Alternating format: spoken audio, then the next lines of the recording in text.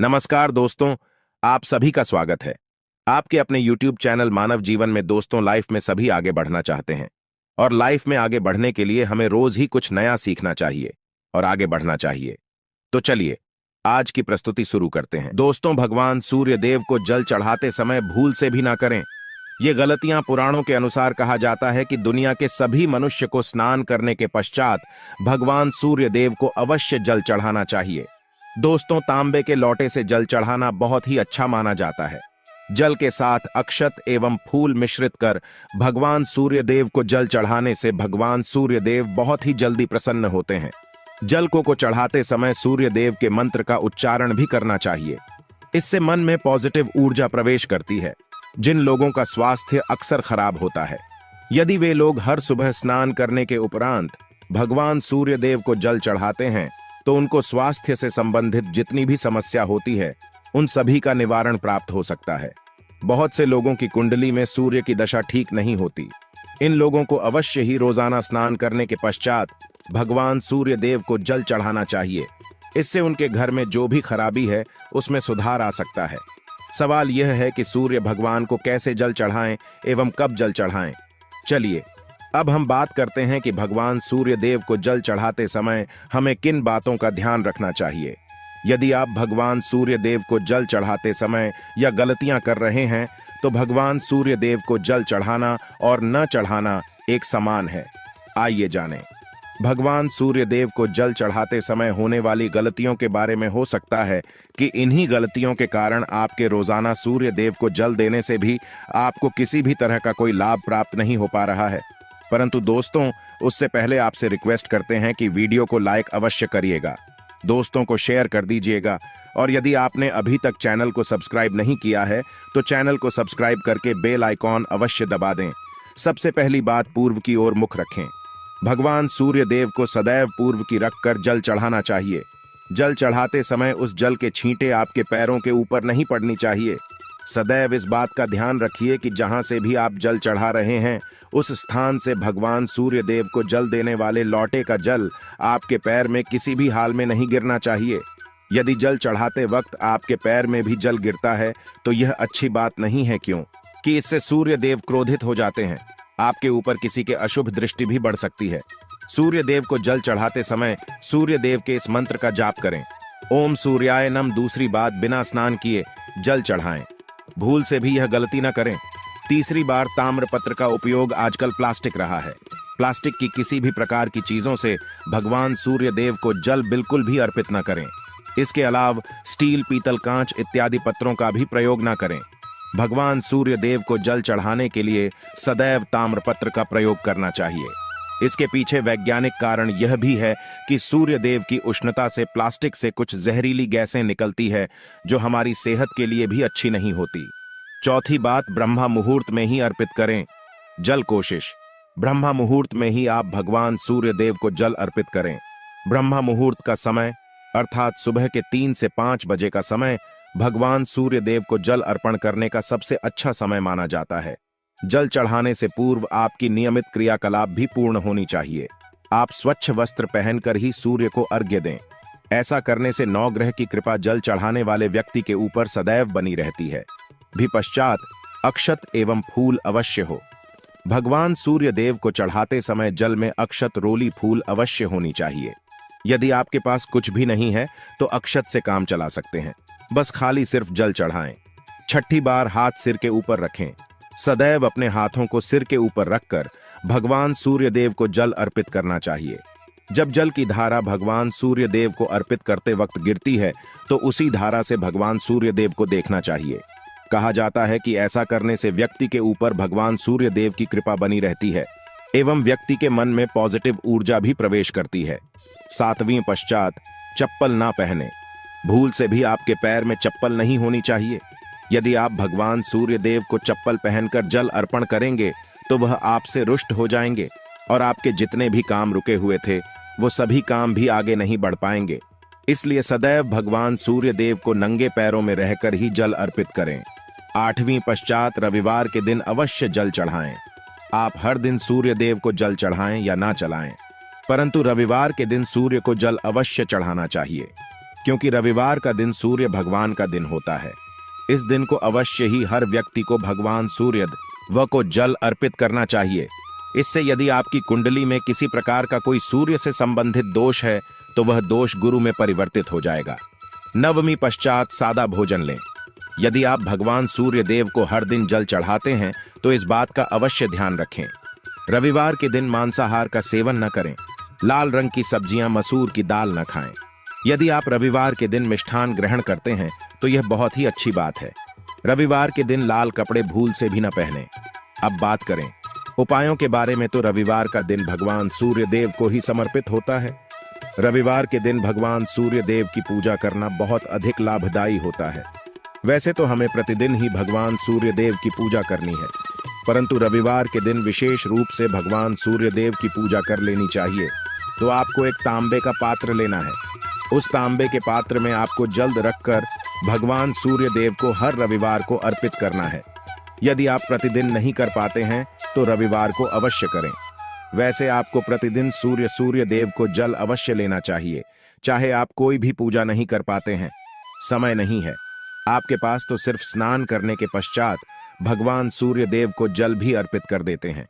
तब भी जन्म कुंडली के ग्रह दोष समाप्त हो जाते हैं और आपको जो भी परेशानियां होती हैं, परेशानियों से मुक्ति मिलती है।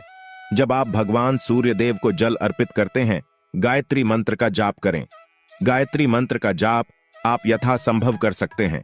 यदि आपके पास समय है तो 108 बार करनी चाहिए, नहीं तो जितनी देर रात जल्द दे रहे हैं वहां पर खड़े होकर भगवान सूर्य देव के सामने 5 मिनट तक करनी चाहिए। इससे आपको बहुत लाभ होता। गायत्री मंत्र का जप करने से, जैसे भगवान सूर्य देव को जल अर्पित करते समय जब हम गायत्री मंत्र का जप करते हैं तो हमारी नौकरी में यदि कोई बाधा आती है तो बहुत दूर होती है, नेगेटिव ऊर्जा दूर होती है। रविवार के दिन सुबह जब आप भगवान सूर्य देव को अर्घ्य देते हैं तो उसमें थोड़ा सा गुड़ मिला। इससे क्या होगा? इससे आपकी सभी कामनाएं पूर्ण होंगे। यदि आप भगवान सूर्य देव को जल अर्पित करते हैं, उसमें थोड़ा सा गुड़ मिलाकर अर्पित करते हैं, आपकी सभी कामनाएं पूर्ण हो जाती हैं। भाग्य का साथ बहुत लोगों को नहीं मिलता है। बहुत से लोग कंप्लेंट करते हैं कि हमारा भाग्य हमारा साथ नहीं देता है। ऐसे में भाग्य का कारक माना गया है, प्रबल कारक माना गया है भगवान सूर्य देव। तो जब आप भगवान सूर्य देव को सुबह जल देते हैं तो जल देते समय आपको गायत्री मंत्र का जप करना है, और उसके अलावा आपको भाग्य का साथ चाहिए तो रविवार के दिन गुड़ और चावल का दान करना अच्छा माना जाता। गेहूं का दान भी आप कर सकते हैं। गेहूं और गुड़ का दान करना बहुत श्रेष्ठ माना जाता है और इसको करने से आपके सभी काम बनने लग जाते हैं। यदि आप यह दान करते हैं तो सूर्य देव की कृपा से आपके जो काम होते हैं, जो रुके हुए हैं, बनने लग जाते हैं। यह का साथ आपको प्राप्त हो जाता है। यदि आपके आत्मविश्वास में कमी आ गई है, पराक्रम में कमी आ गई है और आत्मविश्वास आपका कमजोर होता जा रहा है, तो ऐसे में आपको चाहिए कि हर वीरवार के दिन माथे पर लाल चंदन का तिलक लगाएं। लाल चंदन जल में डालकर भगवान सूर्य देव को अर्घ्य दे दीजिए और अपने माथे पर भी आपको लाल चंदन का तिलक लगाना है। जब आप जल्द देते हैं भगवान सूर्य देव को, तब आप उसमें लाल चंदन डालेंगे।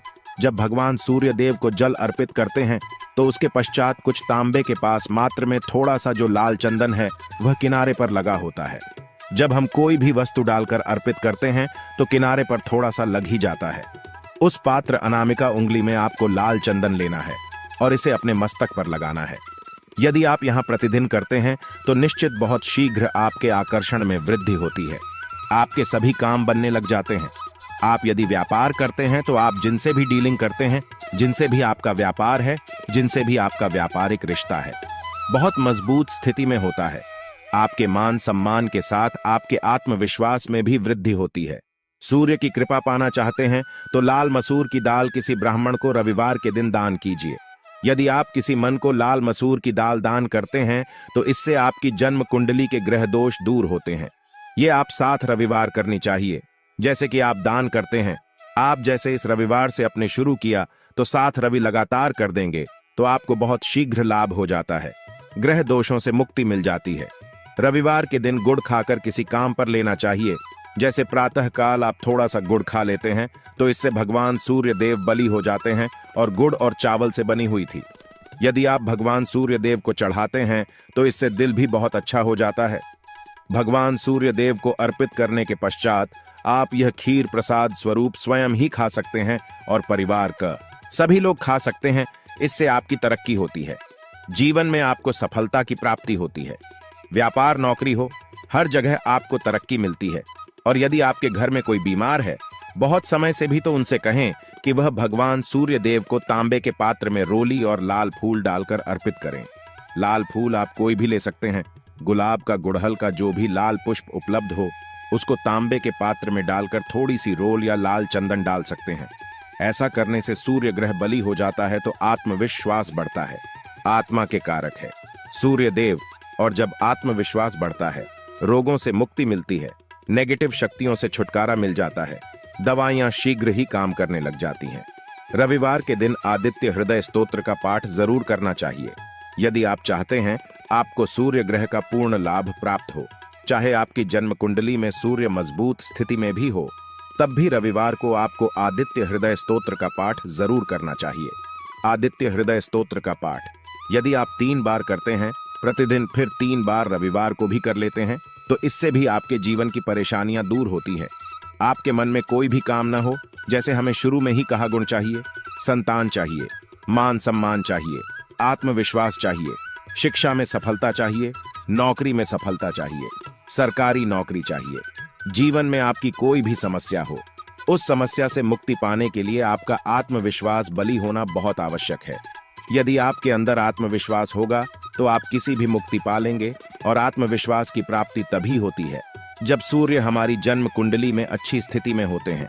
एक बहुत ही अचूक उपाय हम आपसे शेयर करने वाले हैं, यहां आप अवश्य कीजिए। यदि आप किसी भी प्रकार से किसी भी समस्या से घिरे हुए हैं, कोई भी आपकी विशेष कामना है, तो यह उपाय अवश्य कीजिए। सूर्य को आप जब जल देते हैं तो जल देते समय जल में आपको एक बिल्व पत्र डालना है, और इस बेल पत्र के साथ भगवान सूर्य को जल देना है। तो आप तांबे का पात्र लें, उसमें थोड़ा सा गंगा जल डालें, थोड़ा सा जल डालें, थोड़ा सा रोली डालें, और इसके साथ ही एक बेल पत्र डाल दीजिए। आप थोड़े से अक्षत भी डाल सकते हैं। अक्षत क्या होता है? चावल होता है जिसके टूटे हुए दाने ना हो, बिल्कुल साबुत चावल होता है, उसे अक्षत कहा जाता है। तो थोड़े से अक्षत, रोली और बिल्व पत्र डालकर भगवान सूर्य देव को जल देना है 7 बार में। पको जल्द देना है, जैसा कि बताया जाता है आपको 3 बार में जल देना चाहिए। रोक रोक कर एक ही पात्र का जल हम 3 बार में देते हैं। हमें बिल्व पत्र डालना है, तो इस विशेष सामग्री की वजह से हम इस जल को 7 बार में भी दे सकते हैं। तो आप रोक रोक कर उसे जल को, एक पत्र के जल को ही 7 बार में दीजिए। भगवान सूर्य देव को देखते हुए आपको मंत्र बोलना है। QM है, वहीं भीम सूर्या नामक एक युवक ही नहीं, भीम सूर्याय नमः। तो इस प्रकार से आप इस मंत्र को बोलते हुए यदि भगवान सूर्य देव को जल अर्पित करते हैं तो शीघ्र ही आपके मन की कामनाएं पूर्ण हो जाती है।